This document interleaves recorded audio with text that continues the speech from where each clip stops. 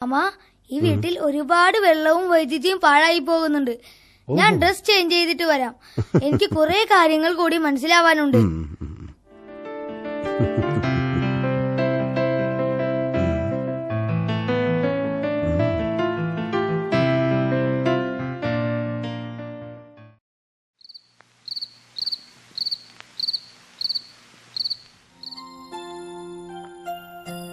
അപ്പൂ, നമ്മുടെ വീട്ടിൽ ഊർജ്ജം ഉപയോഗിക്കുന്ന ധാരാളം ഉപകരണങ്ങളുണ്ടല്ലോ. അവ ഉപയോഗിക്കുമ്പോൾ ഏതെല്ലാം രീതിയിൽ ഊർജ്ജം ലാഭിക്കാം എന്ന് അപ്പൂന് അറിയണ്ടേ? നമുക്ക് അടുക്കളയിൽ നിന്ന് തന്നെ തുടങ്ങാം. ആവശ്യമില്ലാതെ ഗ്യാസ് സ്റ്റൗ കത്തുന്നത് പാഴ്ചെലവാണ്. അടുപ്പ് കത്തിച്ച് പാചകം ആരംഭിക്കുന്ന മുൻപ് പാചകത്തിന് ആവശ്യമുള്ളതെല്ലാം കരുതി വയ്ക്കണം. ഫ്രിഡ്ജിൽ നിന്നും എടുത്ത തണുത്ത ഭക്ഷണങ്ങൾ അതേപടി സ്റ്റൗവിൽ വയ്ക്കരുത്. പാചകത്തിന് പാത്രങ്ങൾ തിരഞ്ഞെടുക്കുമ്പോൾ ശ്രദ്ധിക്കേണ്ടതുണ്ട്. അടിപരന്നും ഉയരം കുറഞ്ഞതുമായ പാത്രങ്ങളാണ് ഉത്തമം. ഗ്യാസ് സ്റ്റൗവിന് 2 ബർണറുകളാണല്ലോ ഉള്ളത്. ഒരു ചെറിയ ബർണറും മറ്റൊരു വലിയ ബർണറും. വലിയ ബർണർ ഏറെ ഇന്ധനം നഷ്ടമാക്കുന്നു എന്നതിനാൽ തിരക്കില്ലാത്ത നേരങ്ങളിൽ പാചകത്തിന് ചെറിയ ബർണർ തന്നെ ഉപയോഗിക്കണം. നല്ല തീനാളത്തിന് നീല നിറമാണ്. തീക്ക് മഞ്ഞയോ ചുവപ്പോ നിറം കണ്ടാൽ ഇന്ധനം വെറുതെ പാഴാവുന്നുവെന്ന് ഓർക്കുക. സ്റ്റൗവിന്റെ ബർണർ വൃത്തിയായി സൂക്ഷിച്ചാൽ മാത്രമേ നീലനിറം കിട്ടുകയുള്ളൂ. ആഹാരം അടുപ്പത്ത് വെച്ച് തിളച്ചു കഴിഞ്ഞാൽ തിള നിലനിർത്താൻ ആവശ്യമായ തീ മാത്രം മതിയെന്നതാണ് വസ്തുത. മണ്ണെണ്ണ സ്റ്റൗ വാങ്ങുമ്പോൾ ISI മുദ്രയുള്ളത് തന്നെ വാങ്ങണം. നൂതൻ പോലുള്ള സ്റ്റൗ വളരെ ഉത്തമമാണ്. മാമ, മിക്സി ഉപയോഗിക്കുമ്പോൾ എന്തെങ്കിലും ശ്രദ്ധിക്കേണ്ടതായിട്ടുണ്ടോ? അരയ്ക്കുവാനും പൊടിക്കുവാനും മിക്സി ഉപയോഗിക്കുമ്പോൾ സാധനങ്ങൾ കുത്തി നിറയ്ക്കരുത്. ഇത് മോട്ടോർ ഓവർലോഡാവാനും തന്മൂലം ആയുസ് കുറയുവാനും കാരണമാകും. ഓരോ ആവശ്യത്തിനും അനുയോജ്യമായ ബ്ലേഡ് ഉപയോഗിക്കുകയും ബ്ലേഡിന്റെ മൂർച്ച ഉറപ്പാക്കുകയും വേണം. വൈദ്യുതോർജ്ജം ഉപയോഗപ്പെടുത്തുന്ന ഉപകരണമാണ് ഫ്രിഡ്ജ്. അതിന്റെ വാതിൽ കൂടെ കൂടെ തുറന്നാൽ അന്തരീക്ഷത്തിലെ ചൂടുവായു അകത്ത് കിടന്ന് വൈദ്യുത ഉപഭോഗം കൂടും. ചൂടുള്ള ആഹാര പദാർത്ഥങ്ങൾ ചൂടാറിയതിനു ശേഷമേ ഫ്രിഡ്ജിൽ വയ്ക്കാവൂ. നേരിട്ട് സൂര്യപ്രകാശം വീഴാത്ത സ്ഥലത്ത് വേണം AC പിടിപ്പിക്കുവാൻ. സാധാരണ ബൾബുകൾ മുറിയിലെ ചൂട് വർദ്ധിപ്പിക്കുന്നു. അതിനാൽ ട്യൂബ് ലൈറ്റുകളോ CF ലാമ്പുകളോ വേണോ ഉപയോഗിക്കാൻ. ഓഫീസ് വിട്ടിറങ്ങുന്നതിന് 1 മണിക്കൂർ മുമ്പ് AC ഓഫാക്കിയാലും മുറിയിലെ തണുപ്പ് നിലനിൽക്കും. മാമ, പ്രഷർ കുക്കർ ഉപയോഗിച്ച് പാചകം ചെയ്യുമ്പോഴേ വളരെയധികം ഇന്ധനലാഭം ഉണ്ടാകുന്നില്ലേ? പ്രഷർ കുക്കർ ഉപയോഗിച്ച് പാചകം ചെയ്താൽ ഇന്ധനം ലാഭിക്കാനാവും. അതിനേക്കാൾ സൗകര്യപ്രദവും ലാഭകരവുമാണ് താപഭരണി. അരിയും അതിനാവശ്യമായ വെള്ളവും അടുപ്പത്ത് വെച്ച് നന്നായി തിളച്ചു കഴിഞ്ഞാൽ അടപ്പുകൊണ്ടടച്ച് എടുത്തു വെച്ച് താപഭരണി കൊണ്ട് മൂടുക. സാധാരണ അടുപ്പത്ത് വേവുന്നതിനേക്കാൾ 10 മിനിറ്റ് കൂടുതൽ സമയം കഴിഞ്ഞ് തുറന്നാൽ അരി വെന്ത് പാകമായിരിക്കും. വെള്ളം ഊറ്റിയാൽ ചോറ് റെഡി. ആവശ്യമുള്ള ചോറ് പാത്രത്തിലെടുത്ത ശേഷം ബാക്കി ചോറ് അതേ കലത്തിൽ മൂടി താപഭരണിയിൽ വെച്ചാൽ 6 മണിക്കൂറോളം ചൂടാറാതെ ഇരിക്കുകയും ചെയ്യും. കഴിക്കാൻ സമയത്ത് വീണ്ടും ചൂടാക്കേണ്ടി വരില്ല. വിറകടുപ്പായാലും മണ്ണെണ്ണയോ ഗ്യാസോ ഉപയോഗിക്കുന്ന അടുപ്പിൽ വേവിച്ചാലും താപഭരണിയിൽ ഇറക്കി വയ്ക്കാനാവും. കൂടാതെ സാധാരണക്കാർക്ക് താങ്ങാവുന്ന തരത്തിൽ വിലക്കുറവും ഈടുറ്റതുമാണെന്നുള്ള മേന്മകളും ഇതിനുണ്ട്. തൊഴിൽ രഹിതരായ വനിതകൾക്ക് ചെറു പരിശീലനം ലഭിച്ചാൽ ഇതുണ്ടാക്കി വിപണനം നടത്തി സ്വയം തൊഴിൽ ആരംഭിക്കാനും കഴിയും. സൂര്യപ്രകാശത്തിൽ ഭക്ഷണം പാചകം ചെയ്യാൻ കഴിയുന്ന ഉപകരണമാണ് സോളാർ കുക്കർ. കുക്കറിലെ അടപ്പുള്ള പാത്രങ്ങളിൽ അരിയും മറ്റു ഭക്ഷണ പദാർത്ഥങ്ങളും വെള്ളവും ആവശ്യമായ മറ്റു ചേരുവകളും ചേർത്ത് അടച്ചു വയ്ക്കുക. സൂര്യപ്രകാശത്തിന് അഭിമുഖമായി കുക്കർ വെച്ച് ഗ്ലാസ് അടപ്പ് കൊണ്ട് മൂടുക.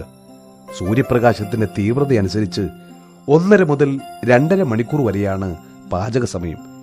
ഏറെ ഇന്ധന ലാഭവും സമയലാഭവുമുള്ള ഈ ഉപകരണം ഇന്നേറെ പ്രചരിച്ചു കഴിഞ്ഞിട്ടുണ്ട്. നമുക്കേറെ ക്ഷാമമുള്ള ഊർജ്ജ രൂപമാണല്ലോ വൈദ്യുതി. നാം ഏറ്റവും അധികം വൈദ്യുതി ഉപയോഗിക്കുന്നത് വൈകിട്ട് 6-നും 10-നും ഇടയിലുള്ള സമയത്താണ്. അതായത് പീക്ക് ലോഡ് സമയത്ത്. നമുക്ക് ആവശ്യമുള്ളപ്പോൾ തന്നെ ഉൽപ്പാദിപ്പിക്കണമെന്നതാണ് വൈദ്യുതോർജ്ജത്തിന്റെ പ്രത്യേകത. അതിനാൽ പീക്ക് ലോഡ് സമയത്ത് ആവശ്യമുള്ള വൈദ്യുതി ഉൽപ്പാദിപ്പിക്കുവാൻ ശേഷിയുള്ള വൈദ്യുത നിലയങ്ങൾ കൂടിയേ തീരൂ. എന്നാൽ പലപ്പോഴും അതിനൊന്നും കഴിയാറില്ല. ഇത്തരം സന്ദർഭങ്ങളിൽ പവർ കട്ട് നമ്മെ തേടിയെത്തുന്നു. ഇന്ന് കേരളത്തിൽ ഏകദേശം 400 മെഗാവാട്ട് വൈദ്യുതിയുടെ കുറവാണുള്ളത്. കേരളത്തിലെ 75 ലക്ഷം വൈദ്യുത ഉപഭോക്താക്കളിൽ 60 ലക്ഷം പേർ പീക്ക് ലോഡ് സമയത്ത് ഇപ്പോൾ ഉപയോഗിക്കുന്നതിനേക്കാൾ ഒരു ബൾബ്, അതായത് 60 വാട്ട് കുറച്ചുപയോഗിച്ചാൽ 360 മെഗാവാട്ട് ലാഭിക്കാനാവും. 360 മെഗാവാട്ട് ലാഭിക്കുക എന്നാൽ 400-ലധികം മെഗാവാട്ട് ഉൽപ്പാദിപ്പിക്കുന്നതിന് തുല്യമാണ്.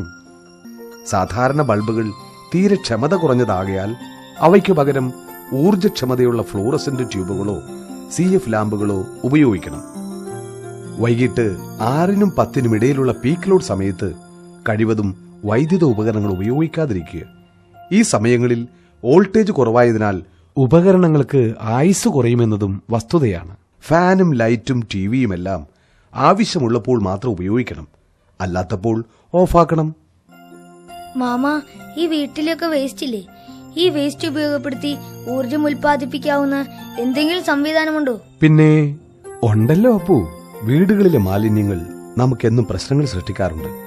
അവയെ തത്വദീക്ഷയില്ലാത്ത രീതിയിൽ വലിച്ചെറിയുന്ന നമ്മുടെ സ്വഭാവം അപ്പുവിന്റെ അച്ഛനുമുണ്ട്, ശരിയല്ലേ?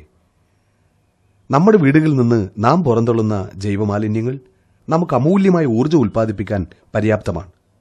ഈ മാലിന്യങ്ങൾ ഉപയോഗിച്ച് പാചകവാതകം ഉൽപ്പാദിപ്പിക്കാൻ കഴിയുന്ന ബയോഗ്യാസ് പ്ലാന്റുകൾ നമ്മുടെ നാട്ടിൽ ഏറെ പ്രചരിച്ചു കഴിഞ്ഞിരിക്കുന്നു. 4 പേർ താമസിക്കുന്ന ഒരു വീട്ടിലെ മാലിന്യങ്ങൾ ഉപയോഗിച്ച് ഒരു ബർണർ 2.5-3 മണിക്കൂർ സമയം കത്തിക്കാൻ ആവശ്യമായ വാതകം ഇത്തരം പ്ലാന്റിൽ ഉൽപ്പാദിപ്പിക്കാൻ കഴിയും. ഈ വാതകത്തിന് മർദ്ദം കുറവായതിനാൽ യാതൊരു അപകട സാധ്യതയുമില്ലതാനും മാലിന്യ നിർമ്മാർജ്ജന പ്രശ്നം അവസാനിക്കുകയും ചെയ്യും. വാതക ഉൽപാദനത്തിന് ശേഷം പ്ലാന്റിൽ നിന്ന് ലഭിക്കുന്ന അർദ്ധദ്രാവക രൂപത്തിലുള്ള വസ്തു ഒരു നല്ല ജൈവവളമാണ്. വെള്ളം ചേർത്ത് നേർപ്പിച്ച് ഇതിന് അടുക്കളത്തോട്ടത്തിലെ പച്ചക്കറികൾക്ക് വളമാക്കാം. രാസവളം ഉപയോഗിക്കാതെ ജൈവവളം ഉപയോഗിച്ചുള്ള പച്ചക്കറികൾ നമുക്ക് ലഭിക്കുകയും ചെയ്യും. ദിവസവും രാവിലെ 10 മിനിറ്റ് സമയം ചെലവഴിച്ചാൽ ഹരിതഭവനമായി നമ്മുടെ വീടിനെ മാറ്റാൻ നമുക്കാവും. മാമ, എന്റെ പപ്പ കാർ ഓടിക്കുമ്പോഴേ വളരെയധികം ഇന്ധനം പാഴാക്കി കളയുന്നുണ്ടെന്നാണ് എനിക്ക് തോന്നുന്നത്. കാർ സ്റ്റാർട്ട് ചെയ്തിട്ടുകൊണ്ടേ പപ്പ ഫോണിൽ സംസാരിച്ചു കൊണ്ടിരിക്കുന്നത് ഞാൻ കാണാറുണ്ട്. ഓഹോ, മിക്ക പപ്പമാരും അങ്ങനെയൊക്കെ തന്നെയാ അപ്പു ചെയ്യാറ്. വാഹനം ഉപയോഗിക്കുമ്പോൾ തെറ്റായ ഗിയർ തിരഞ്ഞെടുപ്പ് ഏറെ ഇന്ധനം നഷ്ടമാക്കുന്നു. ടയറിലെ വായുമർദ്ദം കുറയുന്നത് ഇന്ധന നഷ്ടത്തിനിടയാക്കും. ക്ലച്ചിൽ കാലുവെച്ച് ഒരിക്കലും വാഹനം ഓടിക്കരുത്.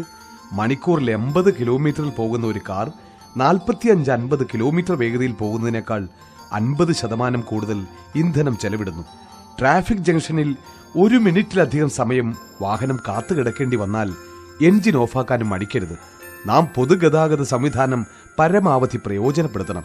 ഒരേ സ്ഥലത്തേക്ക് സഞ്ചരിക്കുന്ന ആളുകൾ പൂൾ ചെയ്തൊരു വാഹനം ഉപയോഗിക്കുന്നത് പ്രോത്സാഹിപ്പിക്കണം. പാരമ്പര്യ ഊർജ്ജ സ്രോതസ്സുകളായ എണ്ണ, കൽക്കരി മുതലായവയുടെ ലഭ്യത കുറഞ്ഞു വരികയാണ്.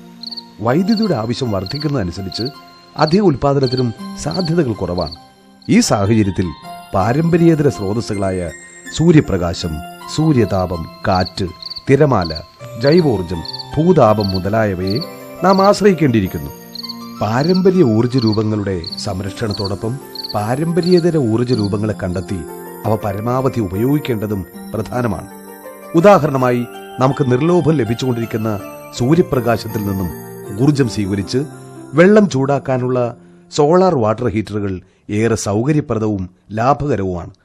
പരിസ്ഥിതിയെ യാതൊരു തരത്തിലും ഉപദ്രവിക്കാത്ത ഊർജ്ജ ഉൽപാദന രീതിയാണിത്. വെള്ളത്തിന്റെ താപനില 70 ഡിഗ്രി സെൽഷ്യസ് വരെ ഉയർത്തുവാൻ ഇതിന് കഴിയും. സ്ഥാപിച്ചു കഴിഞ്ഞാൽ ആവർത്തന ചെലവ് തീരെയില്ല എന്നത് ഇതിന്റെ പ്രത്യേകതയാണ്. ആഞ്ഞു വീശുന്ന കാറ്റ് സൗരോർജ്ജത്തിന്റെ മറ്റൊരു രൂപമാണ്. കാറ്റിന്റെ ശക്തിയാൽ തിരിയുന്ന കാറ്റാടി യന്ത്രങ്ങൾ വൈദ്യുതോൽപാദനത്തിനായി ഇപ്പോൾ ഉപയോഗപ്പെടുത്തി വരുന്നു. കാറ്റിന്റെ ശക്തി കൂടുതലുള്ള പ്രദേശങ്ങളിൽ കാറ്റാടി യന്ത്രങ്ങൾ സ്ഥാപിച്ച് വൈദ്യുത ഉൽപാദനം നടത്തിവരുന്ന രീതി നമ്മുടെ നാട്ടിലുണ്ട്. ഏറെ സാധ്യതയുള്ള ഈ രീതി നമ്മുടെ ഭാവിയിലെ പ്രധാനപ്പെട്ട ഒരു വൈദ്യുതോർജ്ജ സ്രോതസ്സാണെന്ന് പറയാം. ആവർത്തന ചെലവ് തീരെയില്ലാത്ത ഈ രീതി മൂലം പരിസ്ഥിതി മലിനീകരണം തീരെ ഉണ്ടാവുകയുമില്ലെന്ന് പറയാം. നമ്മുടെ നാട്ടിൽ സമൃദ്ധമായുള്ള പുഴകളിൽ ധാരാളം ചെറു വെള്ളച്ചാട്ടങ്ങളുണ്ട്. ഇവയെല്ലാം കൊച്ചു കൊച്ചു ഊർജ്ജ സ്രോതസ്സുകളാണ്. വലിയ അണകൾ നിർമ്മിച്ച് വൈദ്യുതോൽപാദനം നടത്തുന്നതിനേക്കാൾ ചെലവ് കുറവാണ് ചെറുകിട ജലവൈദ്യുത പദ്ധതികൾ. വൻകിട പദ്ധതികൾ നിർമ്മിക്കുന്നത് മൂലം ഉണ്ടായേക്കാവുന്ന വനനശീകരണം ഉൾപ്പെടെയുള്ള പാരിസ്ഥിതിക പ്രശ്നങ്ങൾ ഇത്തരം പദ്ധതികൾക്ക് കുറവാണ്. സുദീർഘമായ സമുദ്ര സാമീപ്യം കൊണ്ട് അനുഗ്രഹീതമാണ് കേരളം. തിരമാലകളുടെ ശക്തി വൈദ്യുതോർജ്ജമാക്കി മാറ്റാൻ കഴിയുന്ന സംവിധാനം പരീക്ഷണ ഘട്ടത്തിലാണ്. നമുക്ക് സാധ്യമായ സകല പാരമ്പര്യേതര ഊർജ സ്രോതസ്സുകളെയും വികസിപ്പിച്ച് ഉപയോഗപ്പെടുത്തുകയാണ് അഭികാമ്യം.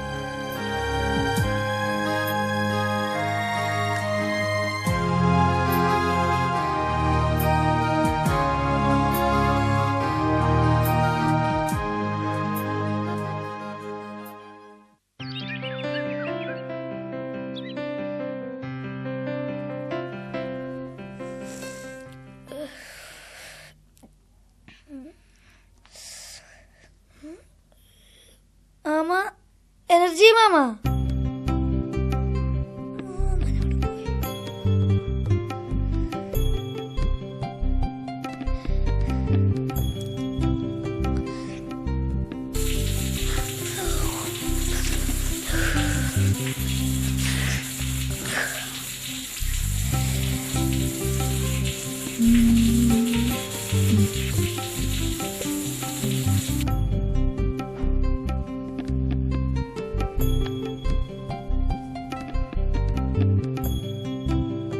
എന്തുറക്കമാടാ ഇത്? ഞായറാഴ്ചയാണെന്ന് കരുതി ഉച്ചവരെയാണോ ഉറക്കം? എന്ത് എന്താ അവൻ കാണിക്കുന്നത്? ഇവനെന്താ ഉറക്കച്ചടവ് മാറിയില്ലേ? അവന്റെ ഒരു കാര്യം. എന്താ ഇവനീ കാണിക്കണത്?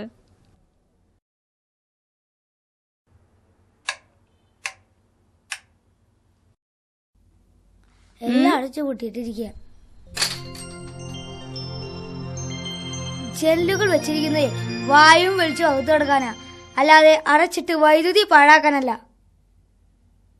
ദാ ചേച്ചിയുടെ മുറിയിലെ ഫാനും ലൈറ്റ് ഓണായി കിടക്കുന്നത് കണ്ടില്ലേ? പോത്ത് പോലെ വളർന്നിട്ടും വിവരം ഉണ്ടായില്ലല്ലോ.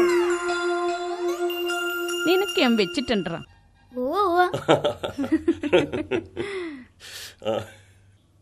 കറണ്ട് ഉപയോഗിക്കുന്ന കാര്യത്തിൽ ഇവിടെ ഒരു നിയന്ത്രണവും ഇല്ല. ഡിജിറ്റൽ മീറ്റർ വന്ന പിന്നെ പറയുകയും വേണ്ട. ഇതൊന്നും നോക്കിയേ. അത് ഡിജിറ്റൽ മീറ്ററിന്റെ കുഴപ്പമൊന്നുമല്ല. പപ്പ ഷേവ് ചെയ്യുമ്പോഴും പല്ല് തേക്കുമ്പോഴും വാഷ് ബേസിനിലെ പൈപ്പ് അങ്ങോട്ട് തുറന്നു വിടും. പല്ല് തേച്ച് കഴിയുമ്പോഴേക്കും ഒരു 25 ലിറ്റർ വെള്ളമെങ്കിലും ഒഴുക്കി കളഞ്ഞിട്ടുണ്ടാകും. പപ്പയ്ക്കും കിട്ടി അപ്പൂന്റെ വക സമ്മാനം. മമ്മി വഴിയാണ് ഈ വീട്ടിൽ ഏറ്റവും കൂടുതൽ ഊർജം പാഴാകുന്നത്. ഞാൻ വഴിയോ? അതെ, അടുക്കള നന്നായാൽ ആകെ നന്നാവും എന്നാണല്ലോ പഴഞ്ചൊല്ല്. ഗ്യാസും ഫ്രിഡ്ജും ഉപയോഗിക്കുന്ന കാര്യത്തിൽ മമ്മിക്ക് ഒരു ശ്രദ്ധയില്ല. ചേച്ചി കമ്പ്യൂട്ടർ ഓഫ് ചെയ്തോ? ഉവ്വ്, ഞാൻ ഷട്ട് ഡൗൺ ചെയ്തു. അതല്ല, പവർ സ്വിച്ച് ഓഫ് ചെയ്തോ? എന്തിനാ? നിനക്ക് കമ്പ്യൂട്ടറിനെ കുറിച്ച് ഒന്നും അറിയില്ല. പവർ സ്വിച്ച് ഓഫ് ചെയ്തില്ലെങ്കിലേ കമ്പ്യൂട്ടർ ഷട്ട് ഡൗൺ ചെയ്താലും വൈദ്യുതി ചെലവുണ്ടാകും. കമ്പ്യൂട്ടറിൽ പാട്ട് കേൾക്കുമ്പോൾ വളരെയധികം വൈദ്യുതി ചെലവുണ്ടാകുന്നു എന്നറിയില്ലേ? TV റിമോട്ട് ഉപയോഗിച്ച് ഓഫ് ചെയ്തിട്ടാൽ 8 വാട്ട് വൈദ്യുതി വെറുതെ ഉപയോഗിച്ചുകൊണ്ടിരിക്കും. നീ പറഞ്ഞത് എല്ലാം ശരി തന്നെ. നമ്മൾ ഇപ്പോൾ മുതൽ നമ്മളുടെ വീട്ടിൽ ഇതെല്ലാം പ്രാവർത്തികമാക്കാൻ പോവാണ്. എന്താ, ശരിയല്ലേ?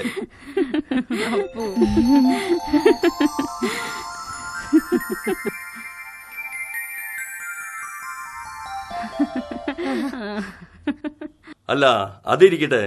ഇത്ര വലിയ വലിയ കാര്യങ്ങൾ നീ എവിടെ നിന്ന് പഠിച്ചു?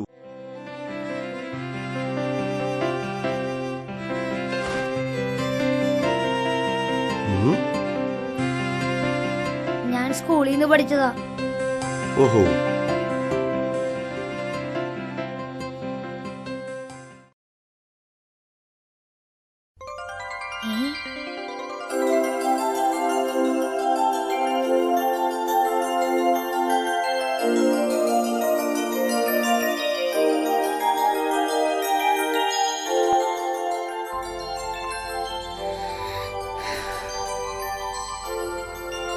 അപ്പോ അപ്പോ